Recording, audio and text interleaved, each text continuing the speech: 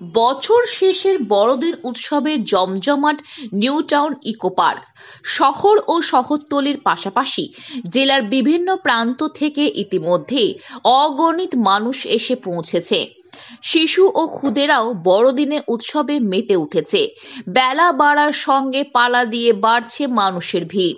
অতিরিক্ত এই ভিড় সামাল দিতে ও পার্কে ভেতরে দ্রুত প্রবেশের জন্য অস্থায়ীভাবে টিকিট কাউন্টার খুলেছে কর্তৃপক্ষ। পুলিশ জানিয়েছে, ইকো পার্কের ভিড় সামাল দিতে ও নিউ টাউনের রাস্তায় যান নিয়ন্ত্রণ 700 পুলিশ কর্মী মোতায়েন হয়েছে।